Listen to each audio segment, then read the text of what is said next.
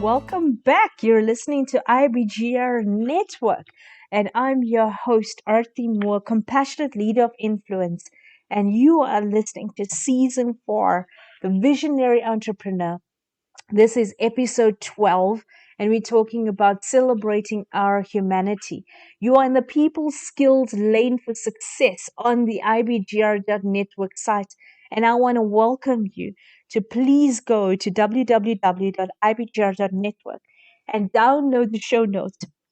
Download our podcasts and ebooks that are readily available just for you. Now, our IBGR network actually encourages you to come and grow with us. Now, IBGR is the International Business Growth Radio Network. And here's some interesting facts. We are heard in over 152 countries, 24 hours a day, 7 days a week. All of our show hosts are business owners, providing practical tools to help you start, grow, and exit a business. Now, we provide an integrated approach to support your business. And there's 3 areas we talk into. The first one is listen. Listen to our live shows, our podcasts, and download our show notes from 24 hours a day, 168 hours a week, and over 5,100 hours a month of broadcasting. Your second one, engage. Engage by joining our community of commerce to engage with show hosts and other entrepreneurs from around the world. In fact, bridge the gap between knowing and doing. That takes us to number 3, which is apply. Apply by downloading our mobile app and have solutions to your business issues on demand. We are your business application of choice, the IBGR mobile app. It is here. It is amazing, and it allows you to connect with everybody from around the world in an instant. What are you waiting for? I know what you're waiting for. You want me to just come and spill more of some incredible knowledge that I have learned, and it's experiences and fun stuff and crazy things and mad insights that I've had as an entrepreneur for over 23 years. I've managed to build and have been building and will continue building our businesses. I began when I was 19.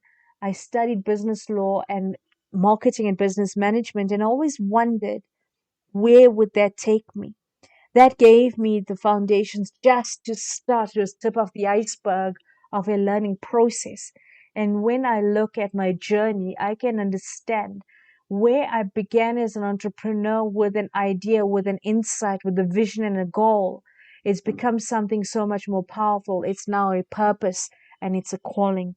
It is the ability to touch people's lives, which is so profound and so humbling at the same time that I cannot understand how people cannot just embrace the brilliance of being an entrepreneur. It's a journey. It's exciting. It's scary. And there are times where there's fear. And when we take that fear and we stomp on it, use it as our stepping stone, we can conquer anything that we put our minds to. And so when you look at some of the areas of how we need to actually focus on our potential and not performance, we'll realize that will and persistence are the things that we need. When we are committed and we discipline ourselves, those are the characteristics that's so needed as entrepreneurs. You know, I heard a saying where as the person was talking, and I wrote this down, he says, you cannot travel within and stand still without. So when you go within and you start to delve into your subconscious mind, your mindset, your thinking, your belief systems, you now understand your unlimited potential. And when you travel within your own thinking and you start to delve into your belief systems, you cannot stand still on the outside. You will change. And so when you look at some of the areas I was talking into, we need to adjust to new expectations. We need to get actual support from community. And the impact of how many are actually ready to embrace these methodologies of the going within, delving into self-conscious and into our subconscious mindsets, delving into reticular activating systems, delving into all of the different areas that demands that we need to constantly change. I mean, people keep throwing these words around. We need to innovate. We need to be agile. Agile in what way? You see, because if you use the word agile, you need to understand that it's talking about flexibility. It means that you no longer have the ability to just sit there complacent and hope that life will change and adjust around you, and hope that these pandemics and these lockdowns and everything will quietly disappear. No, it's here to stay because we have all followed blindly and listened without questioning. So I am asking, when is the last time you questioned yourself? When did you go within and start to realign your thinking? What agility can you actually prove within your own belief systems? So when I'm talking about that, I'm talking about overcoming fear, talking about self-care and mindfulness and being resilient. I mean, how can we create welcoming environments for the adjusted mindset and mentality needed to become an agile working environment? That is all going back to belief systems. Why am I talking about fear and self care and mindfulness? Because those are not just words that's trending around the world right now. Even resilience, it's not just trending.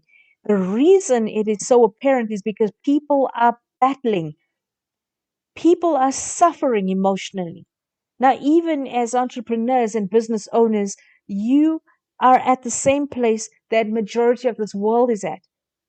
But you are not in the same environment as everybody else because you've got choice. You've got more opportunities than they have. You've got access to a world of, of knowledge and resources that most people can only dream about. I mean, when you think about it, you can reach out internationally for support. You can reach out to a global platform. And I believe that international reach and support is an imperative for you to access resources, expertise, tools, and techniques. Look at what you've got. When is the last time you actually sat down long enough to be grateful for that? When I said acknowledge and celebrate your people, when is the last time you celebrate and acknowledge the access to the resources you have that most people don't? You have the ability to succeed, but when are you going to make the choice to? And if you are succeeding, when will you choose to share that with other people? And when you share that with other people, what meaning will it bring to your life? How will you support them? As you share, you need to support. You see, I believe that the art of collaboration demands humility as its foundation. Why do I say that? Because to humble yourself as an entrepreneur knows that you means that you are sitting with a wealth of information, and it takes a generous heart to share that. But when you share it, you've got to make sure that you give people the tools to succeed. When you give them the tools to succeed, will you stop long enough to explain to them? Will you stop long enough to listen to them? Will you stop long enough to guide them on their journey? Or will you just leave people hanging in the hope that they can try and work out what was in your head? Do you just walk away feeling, you know what, I feel great about myself. I've been there, done that. I gave people, I supported people. I threw money at a charity. I mean, look at what I've done as an entrepreneur. I'm a philanthropist. I'm a person who is quietly giving. No, no, no, no, no, no, no. When you give, there's got to be a thoughtfulness in that giving. There's got to be a giving with intention to help people grow. I'll tell you a quick story actually. I am currently doing diversity and inclusion training for an entire holdings company. Within this holdings company, they have bought out 12 companies that are IT companies that should be succeeding powerfully right now because IT technology, everything being online, software, hardware development, everything that people need to succeed and grow for IR, every single thing demands that they are in an industry that is booming right now. So where's the disconnect? It's people. And the way that I felt the greatest gift I could give to them was to ask them a simple question. What is one thing that you would change to make this world a better place? And I'm going to read out some of the answers to you because I was blown away. There was one point I actually cried because it was so intense and so beautiful and so amazing. But it touched people's lives where you reignite within them the vision and the purpose of why they walk this earth. The simplicity of the question that you ask them, and listen carefully, and then support them to make it a reality. So here are some of the things they said. I want to end human trafficking. I want to get people to be kinder to others because we don't know what the journey is like. Teach kids to have respect so that we can stop bullying.